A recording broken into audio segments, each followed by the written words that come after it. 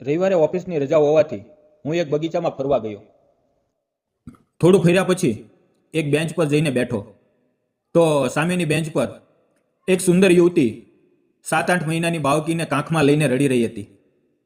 મને બહુ ખરાબ લાગ્યું. હું તેની પાસે ગયો અને પૂછ્યું, શું થયું? કેમ રડી રહ્યા છો? પરંતુ તે કંઈ બોલી નહીં. તેને કામ જોતું હતું. ત્યારે મેં નક્કી કર્યું કે તેને મારા ઘરમાં કામ પર રાખી લઉં. હું તેને અને તેની નાની બાળકીને ઘરે લઈ આવ્યો. નમસ્કાર મિત્રો, મારું નામ રુદ્ર છે. હું એક કંપનીમાં કામ કરું છું. હું હજી અવિવાહિત છું અને મારી ઉંમર 31 વર્ષની છે.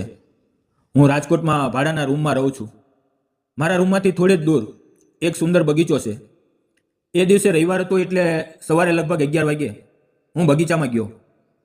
હું બગીચામાં લાંબા સમય સુધી ફરતો રહ્યો અને થોડા સમય પછી હું એક બેન્ચ પર જઈને બેસી ગયો. મારી બાજુની બેન્ચ પર એક યુવતી બેઠી હતી. તેની પાસે નાનું બાળક હતું. તે લગભગ 8-9 મહિનાનું હશે. તે યુવતી બાળકને સાથે સાથે ચાપીને રડી રહી હતી. તેની હાલત જોઈને મારું દિલ તૂટી ગયું. એટલો સુંદર ચહેરા પર આંસુ જોવાનું મારાથી સહન ન થયું.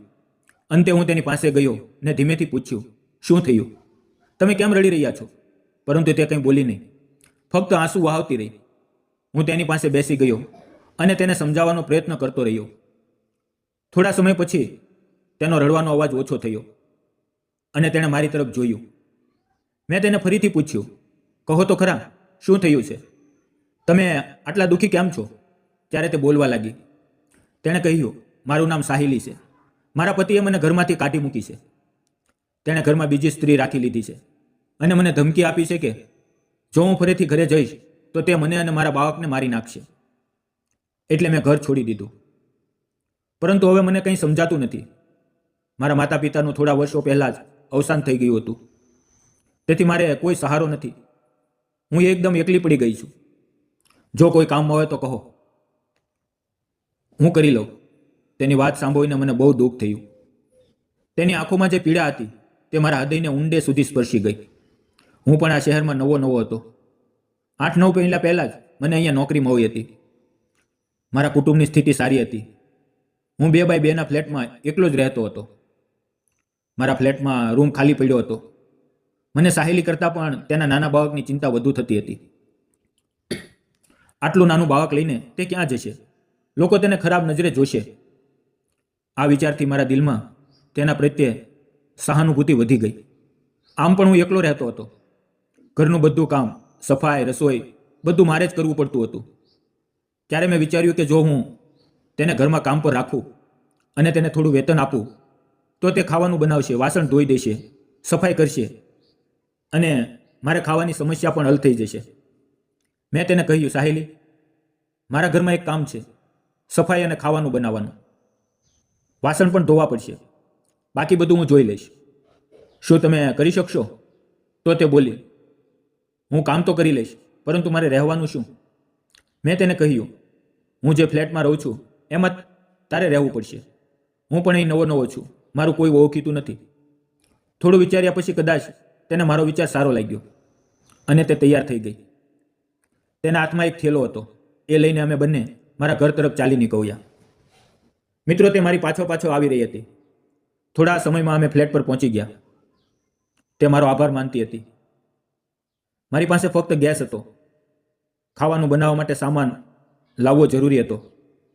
મેં સાહિલીને કહ્યું, તમે અહીંયા રહો, હું બજારમાંથી સામાન લઈ આવું છું. સાહિલીએ અંદરથી દરવાજો બંધ કરી દીધો. પછી હું બજારમાં ગયો. ત્યાંથી જરૂરી સામાન ખરીદી લીધો અને તે બંનેની માટે સાડી અને થોડા કપડાં પણ લઈ આવ્યો. ઘરે આવીને સામાન કિચનમાં મૂકી દીધો. તેના અને બાળક માટે કપડાં મેં અલગથી એક થેલીમાં રાખ્યા હતા. તે થેલો મેં તેને આપ્યો. તેણે થેલો ખોલ્યો અને અંદર કપડાં જોયા તો તેની આંખોમાંથી આંસુ વહેવા લાગ્યા. તેણે આંસુ લૂછ્યા અને મારી તરફ જોઈને અવિસ્મિત સ્મિત આપી. આ જોઈને મારા મનને ઘણો સંતોષ મળ્યો, કેમ કે મેં સંકટમાં ફસાયેલી સ્ત્રી અને તેના નાના બાળકને થોડો સહારો આપ્યો. મેં હસીને કહ્યું, સાહિલી, હવે રડીશ નહીં. થોડા સમય પછી તે શાંત થઈ ગઈ. હવે બપોર થઈ ચૂક્યો હતો અને મને અને તેને ભૂખ લાગી હતી. સાહિલી રસોડામાં ગઈ અને ખાવાનું બનાવવાનું શરૂ કર્યું. થોડા સમયમાં તેણે સ્વાદિષ્ટ ભોજન તૈયાર કર્યું અને અમે બંને સાથે બેસીને ખાવા લાગ્યા. તેણે ખૂબ જ સરસ ખાવાનું બનાવ્યું હતું.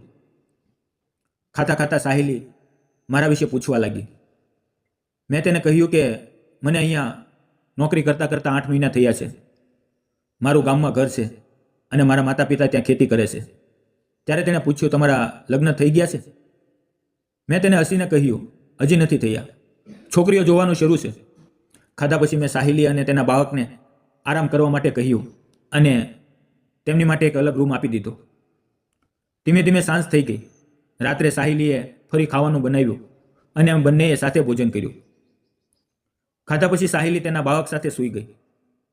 મને એ રાત્રે ખૂબ આનંદ થયો, કેમ કે મેં એક સ્ત્રીને સહારો આપ્યો છે. બીજે દિવસે સવારે જ્યારે હું 7 વાગે ઉઠ્યો તો સાહિલી મારી માટે ચા લઈને આવી. તેણે મને ચા આપી અને હળવી સ્મિત સાથે પાછી રસોડામાં નાસ્તો બનાવવા ગઈ. હું તેના નાના બાળક સાથે રમતો રહ્યો. જ્યારે સાહિલીએ મને બાળક સાથે રમતા જોયો ત્યારે તે બહુ ખુશ થઈ ગઈ. તે અંદર આવીને બોલી, તમે સ્નાન કરી લો, નાસ્તો તૈયાર છે. હું સ્નાન કરીને આવ્યો, કપડાં બદલ્યા અને ડાઇનિંગ ટેબલ પર બેઠો. તેણે મારા માટે નાસ્તો પીરસ્યો. મેં કહ્યું, તમે પણ બેસો, આપણે બંને સાથે નાસ્તો કરીશું. પછી અમે બંનેએ સાથે નાસ્તો કર્યો. નાસ્તો થયા પછી હું ઓફિસ જવાની તૈયારી કરી રહ્યો હતો ત્યારે સાહિલી મારી માટે ખાવાનો ડબ્બો લઈને આવી અને મારા હાથમાં આપ્યો. મેં તેની તરફ ખૂબ પ્રશંસાભરી નજરે જોયું. હવે સાહિલી મને મારા ઘરની જ એક સભ્ય લાગી રહી હતી. મેં તેને કહ્યું, બાળકનું ધ્યાન રાખજો, હું ઓફિસે જાઉં છું. હું ઓફિસે ગયો, પરંતુ કામમાં મન લાગતું નહોતું. વારંવાર સાહિલીનો ચહેરો મારી આંખો સામે આવતો હતો. મેં તેને ફક્ત થોડો સહારો આપ્યો હતો, પરંતુ હવે તે ધીમે ધીમે મારી જિંદગીનો ભાગ બની રહી હતી. તે ખાવાનું બનાવતી, ચા આપતી, ઘર સાફ કરતી અને મારી કાળજી લેતી. આમ એક અઠવાડિયું વીતી ગયું. એ અઠવાડિયામાં સાહિલી અને તેનું બાળક અને હું ત્રણેય વચ્ચે ખૂબ જ સરસ સમજૂતી થઈ ગઈ. એ નાના બાળકના કારણે મારું મન સંપૂર્ણ રીતે સાહિલી સાથે લાગી ગયું હતું. એક દિવસ જ્યારે હું કામ પર હતો ત્યારે અચાનક મારા માતા પિતા ઘરે આવી ગયા. હું ઘરે નહોતો. સાહિલીએ દરવાજો ખોલ્યો. મારા મા બાપે સાહિલીને જોઈ તો તેઓ આશ્ચર્યચકિત થઈ ગયા અને ઘરમાં નાના બાળકને જોઈને તેઓ વધુ ચોંકી ગયા. તેમને લાગ્યું કે મેં લગ્ન કરી લીધા છે અને તેમને કશું જણાવ્યું નથી. તેમણે મને ફોન કરીને તરત ઘરે આવવાનું કહ્યું. હું ઓફિસમાંથી નીકળીને ઘરે આવ્યો.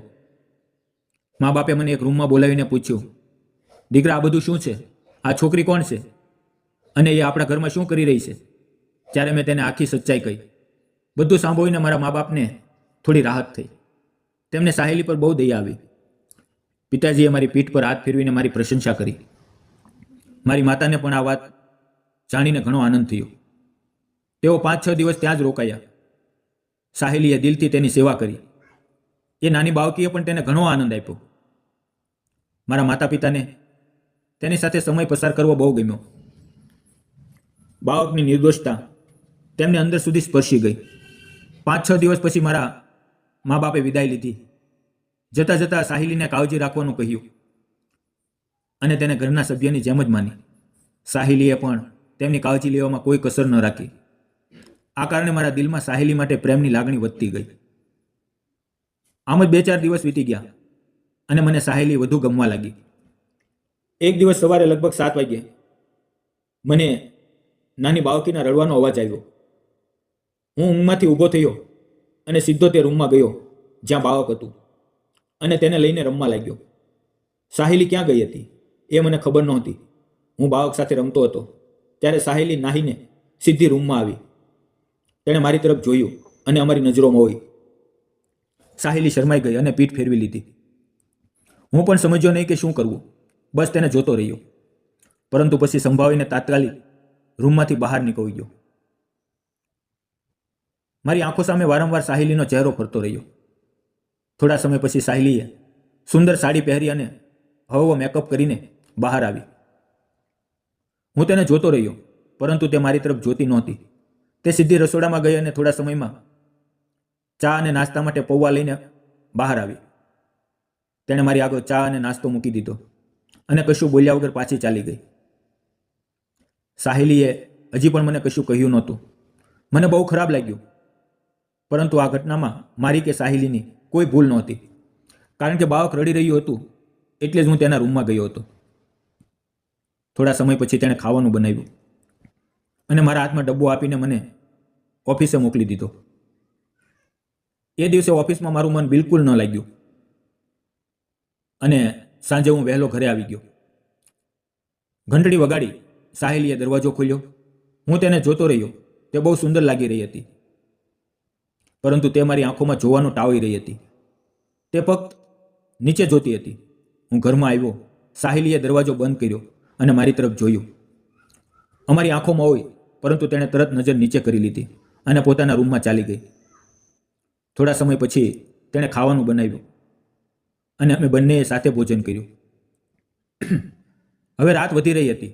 હું મારા રૂમમાં બેઠો હતો. સૂતા પહેલાં મેં સાહેલીને અવાજ આપ્યો. તેનું બાળક સૂઈ ગયું હતું અને સાહેલી મારા રૂમમાં આવી. મેં કહ્યું, સાહેલી, મારે તને કશું કહેવું છે. સાહેલી ચૂપ રહી. મેં ગુલાબનું ફૂલ તેની આગળ મૂકી અને કહ્યું, સાહેલી, મને તું ગમે છો. હું તને બહુ પસંદ કરું છું. સાહેલીએ મારી તરફ નજર ઉઠાવીને મેં કહ્યું, જો તને હું ના ગમતો હો તો સીધું કહી દે, પરંતુ મારી તરફ જો, તારા દિલની વાત કર, આમ નજર ન ચુરાવ. સાહેલીએ એકવાર મારી તરફ જોયું. તેની આંખો આંસુઓથી ભરેલી હતી. એ આંસુમાં દુઃખ હતું કે ખુશી એ હું સમજી શક્યો નહીં. હું ઊભો થયો. સાહેલીએ મારા હાથમાં હાથ મૂક્યો, ગુલાબનું ફૂલ લીધું અને માથું મારી છાતી પર રાખીને રડવા લાગી. એની એ બાહોમાં જ મારા માટે તેના પ્રેમનો સ્વીકાર હતો અને એ સ્વીકાર મને મોહી ગયો હતો. સાહેલીએ કહ્યું, મને પણ તમે બહુ ગમો છો. હું પણ તમને પ્રેમ કરું છું. તમે મારી અને મારી બાળકની ખૂબ કાળજી લીધી. મને તમારા ઘરના સભ્યની જેમ રાખી. હું સાહેલી અને તેની બાળકીને લઈને ગામડે ગયો. મા બાપુજી સાથે સાહેલી અને મારા લગ્ન વિશે વાત કરી.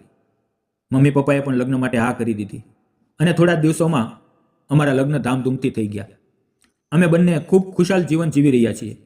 મેં સાહેલીની બાળકીને મારું સંતાન માન્યું. ધીમે ધીમે અમારી પુત્રી મોટી થઈ રહી છે. અમે બંને પ્રેમ અને સમજ સાથે જીવી રહ્યા છીએ. સાહેલી પણ મને ખૂબ ચાહે છે અને હું પણ તેને બહુ પ્રેમ કરું છું. ધીમે ધીમે અમે એકબીજાને વધુ સારી રીતે સમજવા લાગ્યા.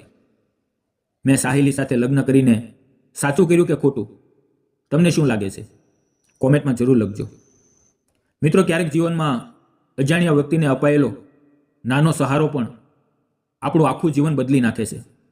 મેં સાહેલીની મદદ કરી, પણ તે ફક્ત દયા નહોતી, તે માનવતા હતી, જે ધીમે ધીમે પ્રેમમાં ફેરવાઈ ગઈ.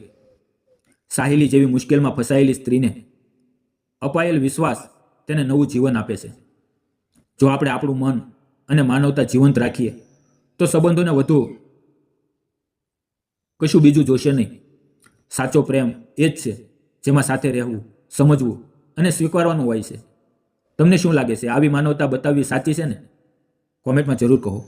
અને જો આ વાર્તા તમને ગમી હોય તો વિડીયોને લાઇક, શેર અને ચેનલને સબસ્ક્રાઇબ કરવાનું ભૂલતા નહીં.